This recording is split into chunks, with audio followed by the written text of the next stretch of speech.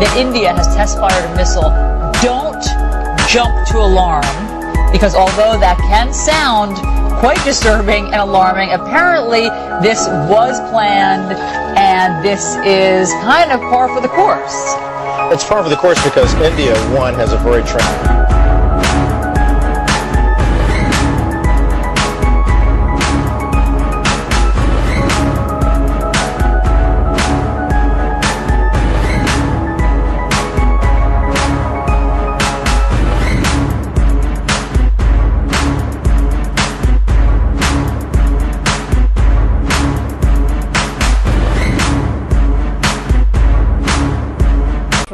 One of the toughest exercises ever devised. The Cambrian Patrol takes 2 days to Australia to test the soldiering skills of the teams across some of the most arduous terrain. This is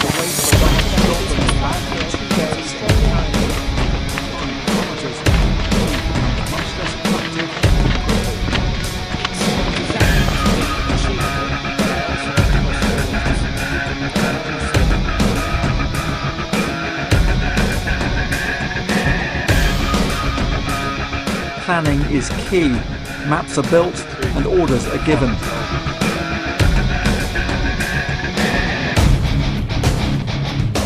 This one was built by the Pakistani Army, who are here on a visit.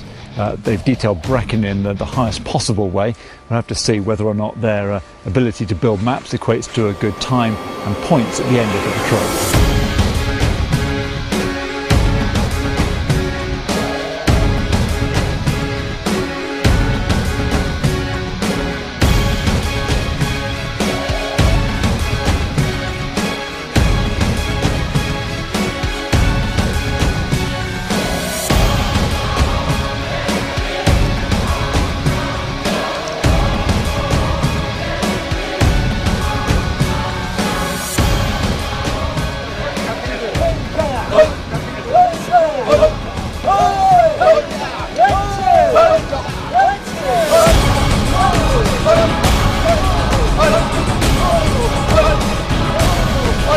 On blisters, they wait to hear how they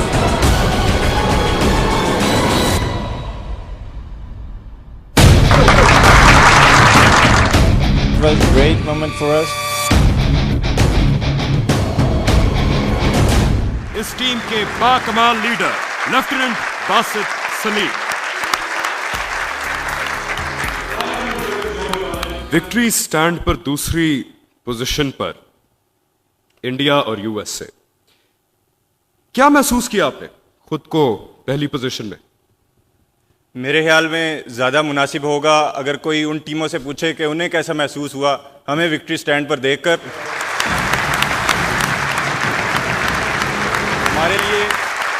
हमारे लिए ये बात ज़रूरी थी, अहम थी कि उन तमाम दुनिया भर की टीमों में सिर्फ एक मुसलमान मुल्क की टीम पाकिस्तान फ़ौज की टीम थी और इसके अलावा वहाँ भारतीय फ़ौज की टीम भी मौजूद थी और एक पाकिस्तानी सिपाही होने के नाते ये बात जोश और जज्बे को भड़काने और तन बदन में आग लगाने के लिए काफ़ी होती है कि इंडिया मुकाबले पर है।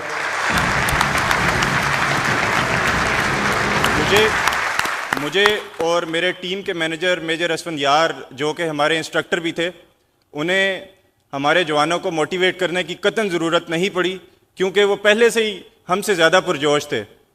इक्विपमेंट, जगह, इलाके और मौसम के फ़र्क के बावजूद हम इस बात का आज़म करके गए थे कि इंशाल्लाह कामयाब और कामरान वापस लौटेंगे और अगर ये मुकाबले एक टीम को उसकी जानफशानी और जंगी महारत से जांचते हैं तो साबित करेंगे कि पाकिस्तानी फ़ौज दुनिया में बेहतरीन है।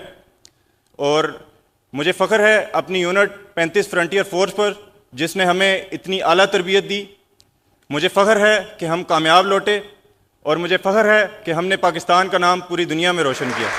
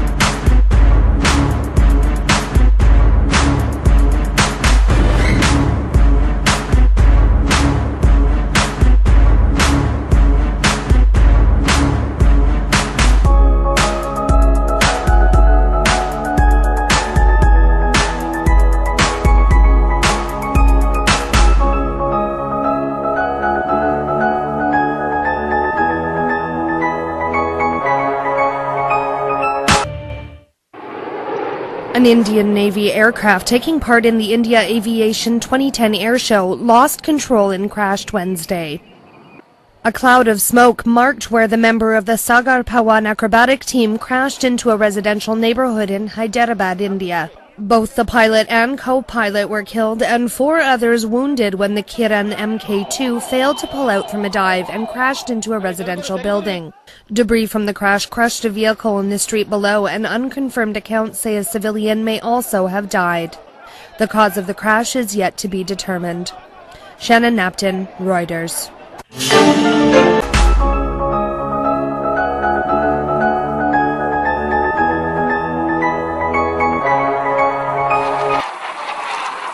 Mirage and an F-7 fighter jet circled thrice above the makeshift landing strip on the motorway before making smooth landings.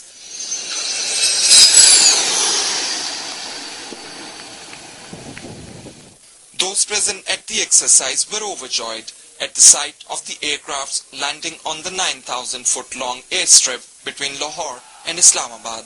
Pakistan! Pakistan! The Mirage's design and engine requires it to land at a speed higher than other aircrafts. The PAF officials say Mirage's landing signaled that any fighter jet can land on the motorway. आज Pakistan air force ने ये capability को exploit किया है and we have validated our concept of operating from the road runways. The use of motorway to land, refuel and rearm a fighter aircraft provides the PAF with an alternative in case an enemy strikes its bases. In wars, air bases are targeted on priority to prevent a country from employing its air power to gain an edge, which had to be closed for public use for hours. Pakistan is among the few countries in the world who have the ability to land their aircrafts on national highways. The PAF, by doing so, is giving a loud and clear message that they can defend.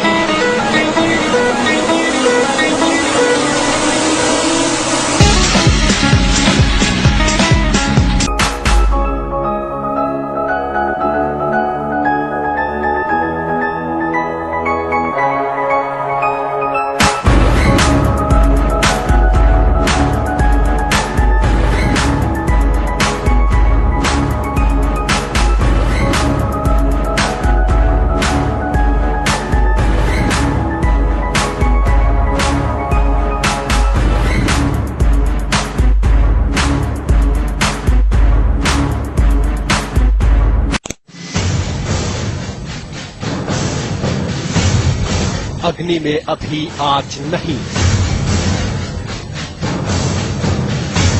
ब्रह्मास्त्र भी नाकाम, बस पृथ्वी से आग। पाक से पिछड़ गया हिंदुस्तान।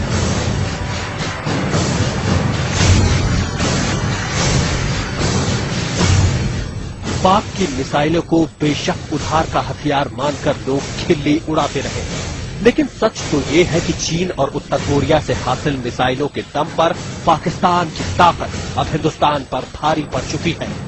जी हां, अपनी फौज को मिसाइलों से लैस करने के मामले में पाकिस्तान से काफी पीछे है हिंदुस्तान।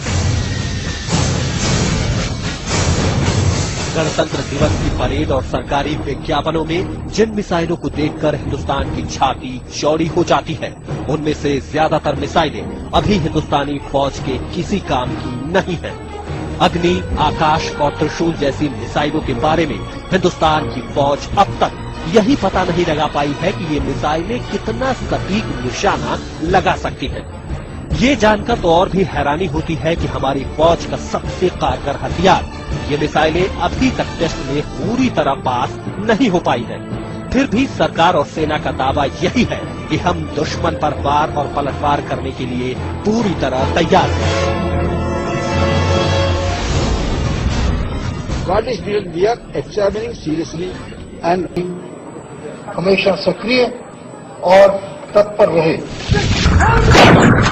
किसी भी हालात के लिए भारतीय सेना की तैयारियों के दावे की हकीकत ये है कि फौज के पास कम दूरी तक मार करने वाली पृथ्वी मिसाइलों को छोड़ दें तो भारत के पास दूसरी कोई ऐसी मिसाइल नहीं है जो जंग के लिए तैयार हो।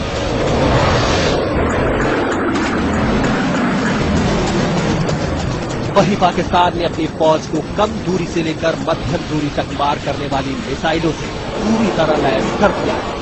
पाकिस्तान की मिसाइलें जंग के लिए पूरी तरह तैयार हैं।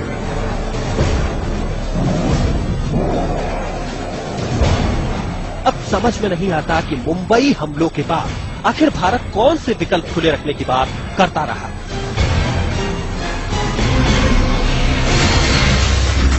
रक्षा मामलों के जानकारों की माने तो हिंदुस्तान को पाकिस्तान की मिसाइलों से ही सबसे ज्यादा खतरा है, क्योंकि पाकिस्तान ने अपनी फौज को जिन मिसाइलों से लैस किया है उनसे परमाणु हमला भी किया जा सकता है।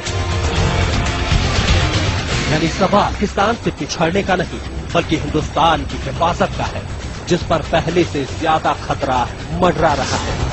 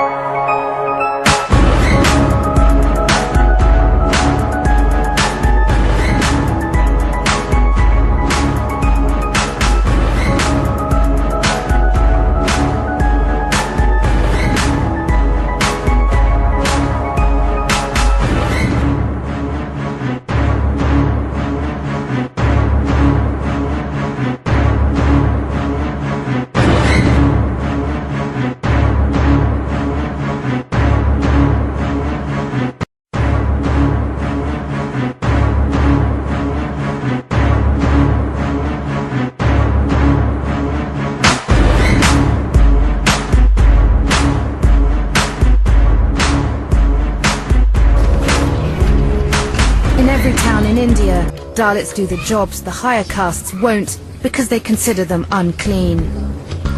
About 6 o'clock, I'm a 3-hour car ride north of Delhi. I'm following a group of Dalit female workers over there, and they're going on their daily job run. They've got the worst job assigned to Dalits. Every morning they have to clean the toilets of upper caste people.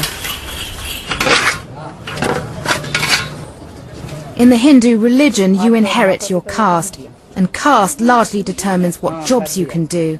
Sangeeta Hans comes from a family who, for generations, have cleaned upper caste toilets by hand. So we're following Sangeeta, and she literally is going from toilet to toilet, scooping up excrement, carrying it round a basket. The stench is really quite unbearable. This is because of the caste system, nothing else. Wilson Bezwada, the Dalit activist accompanying us, told us it's illegal to remove or carry excrement by hand. But the law is not enforced. Wilson still remembers how, at the age of 10, he found out that this is what his parents did. Then I just started crying and I thrown them out. I said, stop this. This is very bad. You please stop. In India, this job is called manual scavenging because it's done by hand. An estimated 1 million Dalits do it every day. How does it make you feel, Sangeeta, having to do this? हमें बहुत दिक्कत होती है, दिमाग में चढ़ता है गंद, बहुत दिक्कत होती है, मुश्किल बहुत है इस काम में. She said, well, I've got no other choice. I can only do this job. She also said that the smell just really gets to her, goes up her nose, and it just makes her...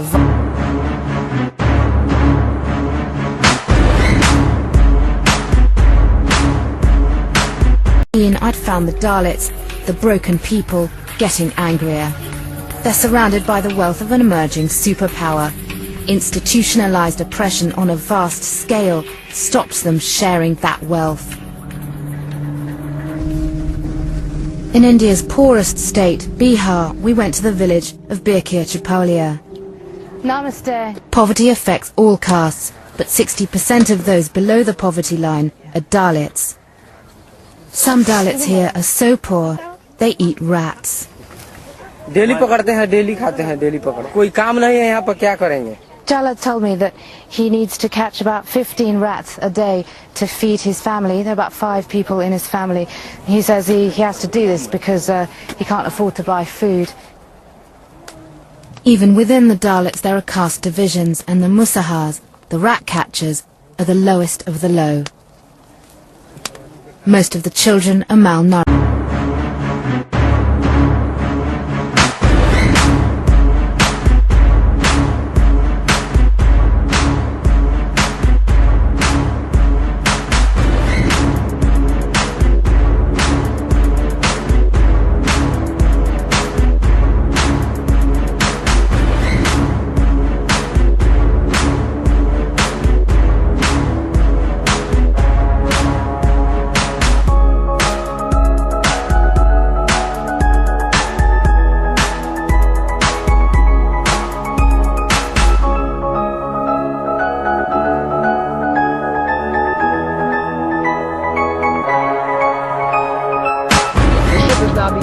By a Pakistani helicopter and a European Navy ship.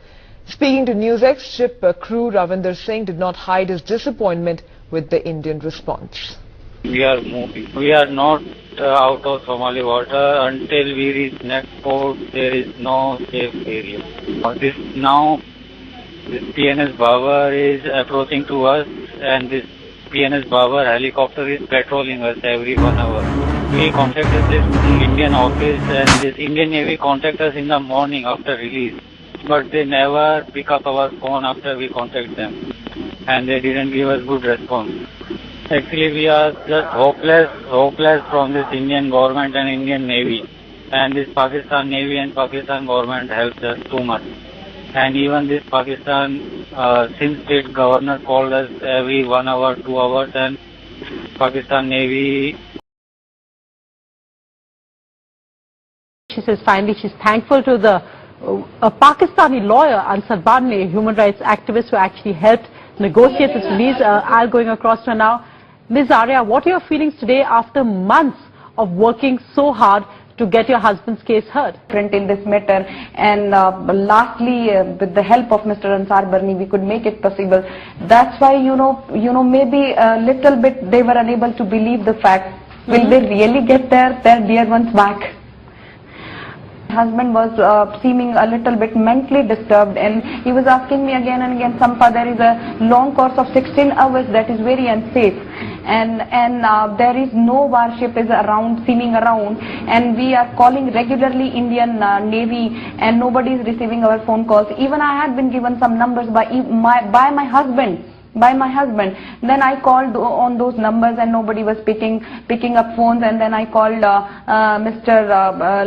office of External Affairs Minister, and you know what I was getting again? There was one number, second number, third number, fourth number, all numbers are safe in my diary, for God's sake. Then I again talked to Mr. Barni, and at least I was feeling myself compelled to talk to Mr. Barni again, because no response at all about the security of the people.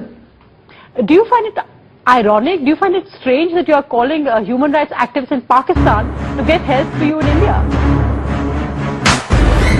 Yes, of course, it was very scary for me, because once a time I heard my Dadaji saying कि बेटा जिंदगी में किसी सच्चे मुसलमान की दोस्ती से बढ़ के कभी कोई तोहफा नहीं होता. But at that time I was just taking those words, oh Dadaji, but I really felt for him कि हाँ सच्चा मुसलमान, the word was coming to my mind. And again when I was watching television program.